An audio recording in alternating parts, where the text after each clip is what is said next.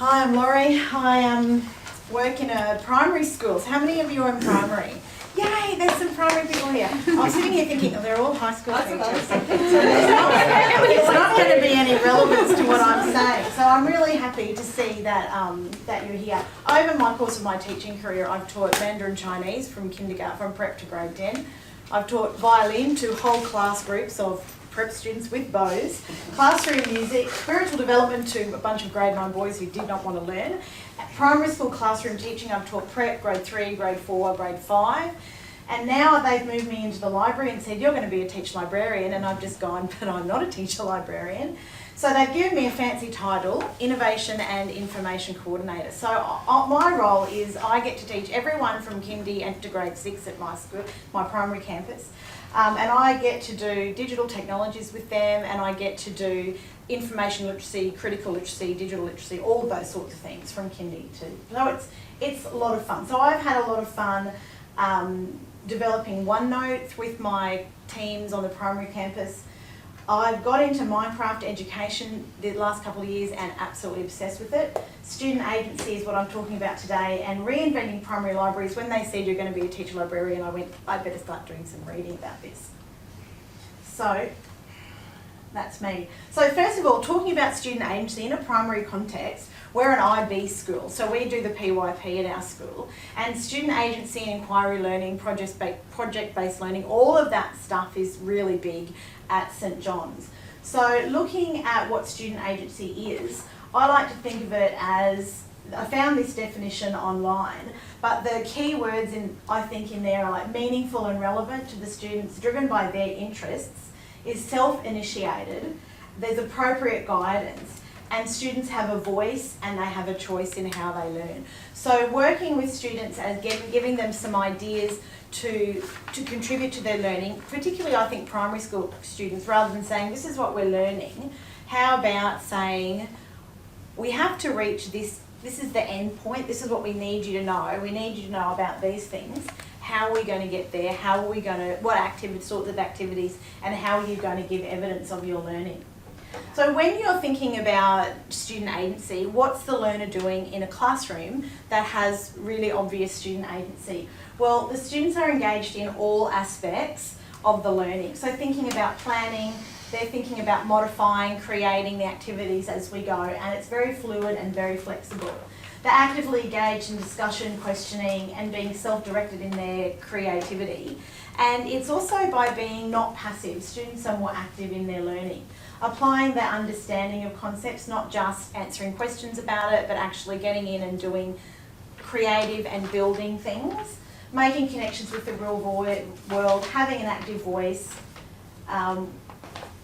overcoming problems independently, are risk takers, and maybe I should put in, Steve, what was that word you put in before receive? Healthy risk takers. Being able to express their theories of the world and reflect and self-regulate. This is an activity that I did when I was teaching Year 4 a couple of years ago. We were learning about forces. So it was one of the things we had to do with part of the national curriculum in science. So we said to the students, how can we experiment with forces? And one of the kids went, oh, we could do art. As if like, haha, that's really funny. And so the teachers and I went, actually, that's a great idea. Let's do some forces with art. So we brainstormed what kind of forces could we show, push and pull, how could we use art to do that? And so the students then designed their own art experiments to show force and create art. So what we did here is we've got, the students made this teepee and we hung a cup underneath it and we put a hole in the bottom, filled it with paint, and then we watched it go. This one here, they filled balloons with paint and we had a little pin on the end of a stick and they blew it up and paint went everywhere. So we sort of dressed in our old clothes for the afternoon. We had parent volunteers come in and help. But they were the authors behind that activity. They were the ones who drove that. It was their ideas. And at the end, we sat down and talked about, okay, what forces did we see? Let's talk about our learning. And for some of the students, it was so much better for them to be involved in that because it was interesting and they had ownership over it. What is the teacher doing? Not just sitting back and letting a free-for-all happen, but striving, careful and responsive observer. So going in and talking to the students Not too helpful though. The key is not to be an overly helpful person and give the answers that they want to need. Some children just tell me, Mrs. Wilson, what's the answer? And I go, I'm not telling you. I want you to go follow these steps before you figure it out. Positioning students as actors and authors. One thing we did, I was very lucky to work with a great grade 4 teacher. One thing we did is the students came up with their own assessment rubric for the end. We started creating those and said, okay, this is what we need you to know. For a C, we'll give you a C. This is to pass, this is what we think you need to do. Do we agree that's a good C standard? Okay, if you want to get a B, what do you think that should look like? And then if you want to get an A, what do you think that should look like? And the kids are really hard on themselves. They're like, oh, you have to do this. And I go, this is not a master's, this is grade 4. So they're actually quite hard on each other. But for them to say, okay, I need to show this if I want to get this grade, for some of those kids who don't really like working, they were working harder than we'd ever seen them before, because they were part of the choice to decide what the success criteria would be. Negotiating with students to overcome tensions, all that kind of stuff. Ensuring opportunities for student voice. One thing also is making that voice visible. We've been doing a lot about visible learning at our school, and so having the process as well as the product is really important for the students. Creating opportunities for their interests and experiences. Because we're a PYP school, we like to delve into those student interests. Also though, having to stick to a national curriculum which is very subject-based and content-driven does require a bit of flexibility, and it does take time, so that is a bit tricky. Providing freedom of choice for the students, so we stopped giving assignments that were based, that was one fit approach. So one assignment, everyone has to do the same thing. What we try and do now, what I try and do in my classes is go, this is what I want you to show. How you do that is up to you, but it's got to be negotiated with the teacher first.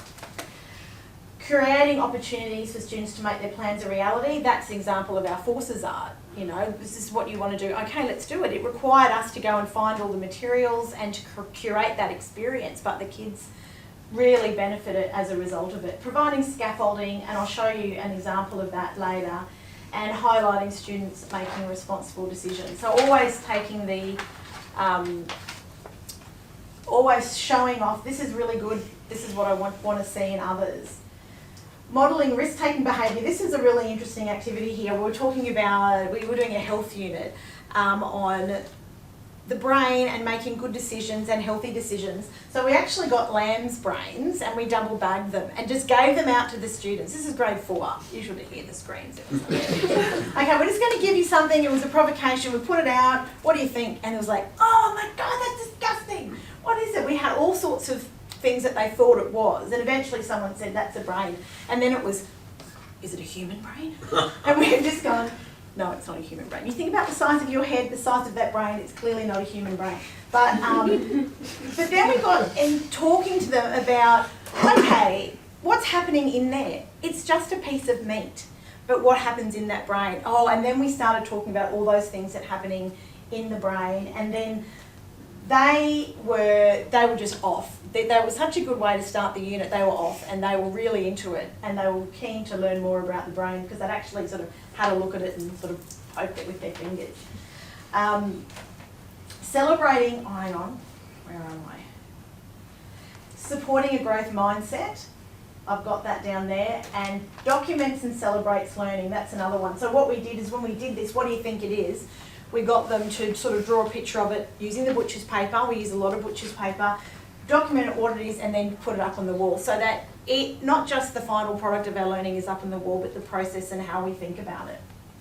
What's happening in the environment? This is our classroom. My teaching partner and I, we had opened the walls and we never shut them all year, and we worked in a double teaching environment with 2 classes.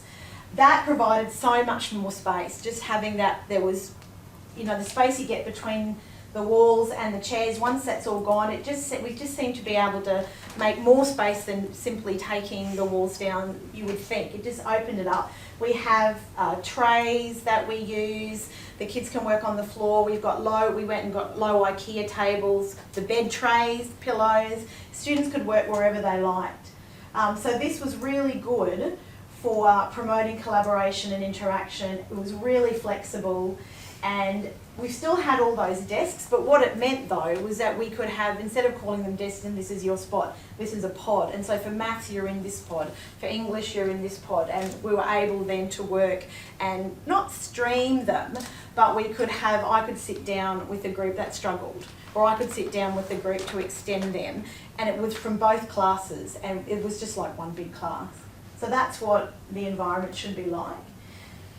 Why Minecraft Education Edition? So I've been using, talking about student agency, I've been doing something with my grade 4's classes at the moment. And this is just a bit of, we don't have to read it all, but this is just a bit of research that I've done as part of my master's degree into game-based learning. So game-based learning is a really wonderful way to get children interested in learning because it ticks so many of those boxes that you think of when you think about what student agency is. Game-based learning ticks a lot of those boxes.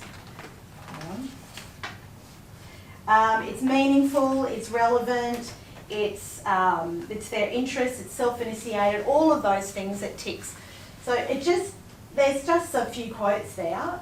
Right, even back to game-based learning through 2009, video games improve student motivation. Minecraft is such a dominant game between students 3 and 12, so 3-year-olds. It's a dominant video game for 3-year-olds. And there's just so much more to do. And this thing really struck me from 2016 is that when students are using Minecraft as a learning tool, they're more likely to complete more than the required amount. They're likely to go above and beyond the Call of Duty. And that's just the references list there. So this is the case study, and I'll be really quick because I know I've just been blabbing on a little bit. I showed them a game that I created. So I created this game called Polygon Plateau, and it was all leveled, and it had different things that students had to achieve in it. And so we spent all of last term using the Code Builder tutorial to learn with the agent to learn coding in Minecraft. And I said, what you've been doing is engaging in game-based learning. But what I want you to do this term is not engage in game-based learning yourself, but create a game for someone else. So this, for them, because they want to create, and they want to do these things all the time. So what I did is we talked about what game-based learning was. I said they can have initiative, they can have choice, but within boundaries, because if you let them just go off completely, they can't make a decision if they've got too many options. So I had some questions to get them started. You know, what mathematical concept will you teach? How will you explain? Will there be points? Can you cheat? How do you prevent it? So I had to get them to really think about what they were doing first. And we've only been working on this for a few weeks now. And we got them to plan in their OneNote. So I could check off their OneNote. So I've got to give you the go ahead. So you have to do all these things before, and they had to create a map, and they had to have all the content that they were going to have in their world. And this is a couple of things we've got so far. One of my little boys who hates doing things, he just wants to get in and do the game. This is what he came up with. He's decided to do a game to teach symmetry. He's got his map down there, which is how they're going to get through the levels, and his content. He started, it was really funny, because you can see he's gone basic symmetry, medium, normal, harder, hard symmetry, and then very, very, very, very hard symmetry. And I've said, mate, that means nothing. You need to give me a bit more information. I said, why don't you get onto Google Images, look up pictures of symmetry and find some and see how you go. So he's gone on and he's found this and he's done this. So he's decided this is how he's going to do his levels. So he said, oh, Mrs. Wilson, I'm not going to do the whole thing, I'm just going to do half, and they'll have to do the other half. So for this, he doesn't write, he won't write at all. But I managed to get him to actually think about what he was doing before he got into the task. This other one is grade 4. Now she did a terrible map, and she filled it out all right, but look at her content. She wants to do the Fibonacci sequence. We're talking grade 4. She goes, Mrs. Wilson, I'm going to teach everyone in grade 4 Fibonacci. I said, okay then. Off you go. And so she's got her start house. You can see all the spelling mistakes are in there. It's all, underlined. But she's really gone out of her way and decided she's really into it. So, and she's online. She goes, Mrs. Wilson, I know we're not supposed to be on the internet, but I'm just looking up Fibonacci. I said, okay then, off you go. So here she is, grade 4, bless her cotton socks. She's, that's what she's doing. And the yellow there, I've given her a few tips. why don't you do this? But, you know, because they've got choice, and I haven't said this is exactly what you want to do, it's not the same thing for everybody. I find that I'm getting less behaviour issues in the classroom, more interest with the children. I'm using a platform that they're interested in, and I've said to them, I'm speaking tonight and I want to use yours, so can you do a good job? Okay, stop that typing. I just get more out of them when I give them choice as part of it and give them some agency. And I found this online. I thought, oh, that's a bit interesting. It's not about what you build, it's about building it. And I added the and why, because I thought it's not just about the building, but it's thinking about why you're doing what you're doing. Thank you.